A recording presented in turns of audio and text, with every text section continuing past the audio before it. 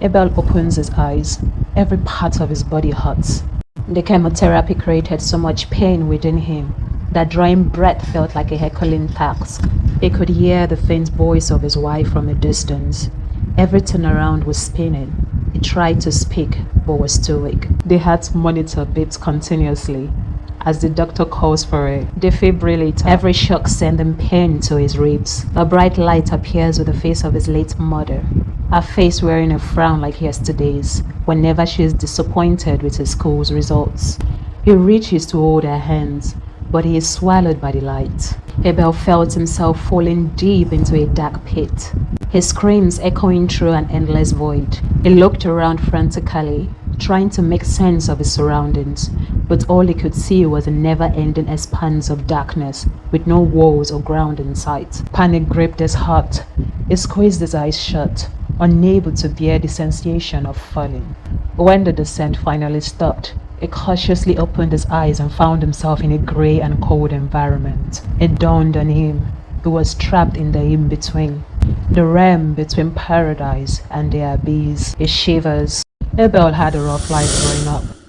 His father was a drunk who never cared about his existence, while his mother was a petty trader who did everything she could to raise him. When Abel was 14, his beloved mother fell ill. They resulted to an herbal mix due to their inability to afford medical care, but she died of cholera. After his last respect at his mother's funeral, his father staggers with a bottle in his hand. Your mother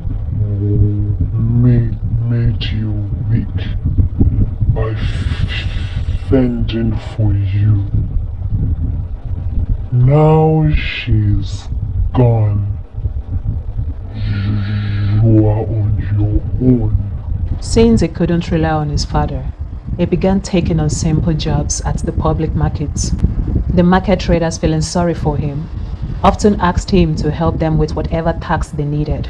Soon, news hit him that his father died in a dish after a drunk fest. The information changed his mindset.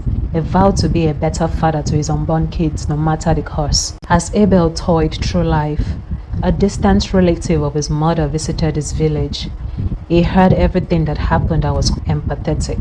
I heard you help the market women carry their goods to their shops. Why don't you come to the city and help with mine? As time goes on, I can get you a real job. This was Abel's dream. It took the opportunity without much thought to it. His uncle kept to his bargain, and soon Abel was the supply chain to top supermarkets in the city. But a darkness slowly crept into Abel's soul. He yearned for more and more cash after each delivery, until a voice whispered within him. You are never going to get rich with a mere 5% on each delivery. Why don't you cut the product with some counterfeit? It's going to be a replica. No one will know. The idea was like a soft melody to his mind. Not long, he fell for it. Weeks turned into months, and his life changed. He was now able to indulge in the expensive lifestyle he never thought he could have. He got married to a lady he loved, both bore 2 children, a boy and a girl. The news of his lavish lifestyle spread from the city to his village, inspiring every struggling boy. His next multimillionaire deal came forth to dispense some medical supplies across the city. After receiving payment, he delivered counterfeit products as usual, but this time, the hospital discovered the deception and filed charges against him in court. With his influence, the case was kicked out after he was made to part with pin money. Months passed, and Abel woke up one morning with a severe chest ache.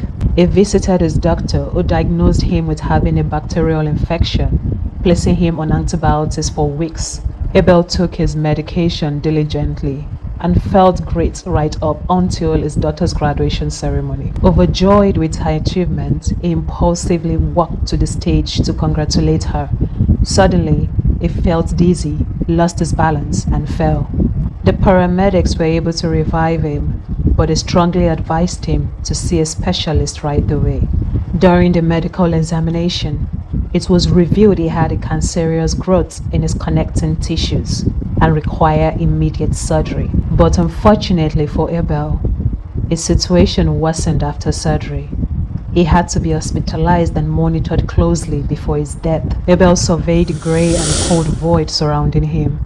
A surge of guilt washed over him as he realized he was trapped in this desolate place, the consequence of his greed and extreme selfishness. Just then, a booming voice reverberated through the void.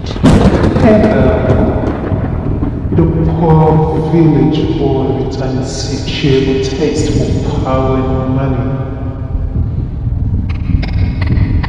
You were being terribly human during your existence. Greedy, self-centered Abel. Always looking to cut corners in order to live a lavish life. Abel's lip tried to form words, but only murmurs escaped. Your actions resulted in the death of some and let others require permanent care from medical personnel. You're in the passing tunnels, and soon you will be sent to the abyss to pay for your crime against humanity. Please, I am sorry. I never knew what came over me. I promised to make this right. If I'm given another chance, there is no redemption here. It's too late. The sad consequences of your action begins. Abel screamed in tears as he felt the walls around him spinning and closing in on him. And these are the weight of your sins. Abel could feel a heavy weight crushing him. He tried to scream but couldn't. In tears, he wished he could go back in time to correct his wrong. He thought about his family and imagined how much pain his absence might cause them. Just then, a bright light moved closer to Abel, and he felt the weight become lighter. He looked into the light to find his family mourning. His wife was teary and being consoled by the nurses. He watched as the funeral home prepared his body for internal rest. Only a few of his business associates and friends attended. Soon, everyone moved on, with his kids resuming studies. His once brilliant children slowly turned to drugs for solace as they tried to fill the void their father had left. And his wife got busy with a new lover. A disciplined and incorruptible government came to power and decided to investigate past and present funding of the health sector. In the process, Abel's case file was reopened and his properties were confiscated. His family was left stranded as everyone turned their back on them. No one wanted to be associated with a tainted name. His daughter lost her life to her addiction, while his son became a street urchin, gambling and pickpocketing to survive. Abel became teary as he watched the sequel of his family's future. Well, this is the future you create for your family. I am sorry, oh God, please I help. He wept shutting his eyes as the light fades into darkness. Welcome back, Mr. Abel. At a moment we thought we had lost you. Abel opens his eyes, examining his surroundings. I am in a hospital. He whispers as the doctor continued. Unfortunately, we could not save your legs. The cancer had eaten deep, causing gangrene. But don't worry, with our technology, you'll be able to work again with prosthetics. Abel's eyes welled up with tears, not because of his loss, but because he was alive and away from the torment of the passing tunnel. With the aid of his lawyer, he wrote a heartfelt apology and compensated everyone for his wrongdoing. This act made Abel unable to continue with his extravagant lifestyle. His wife filed for divorce as the court sentenced him. However, his children, holding on to their love for their father, chose to stand by him. Karma turned to the angel of death. Well, that was easy. Now is next. Tell us what you think about the video in the comments and subscribe so you don't miss more stories when they drop.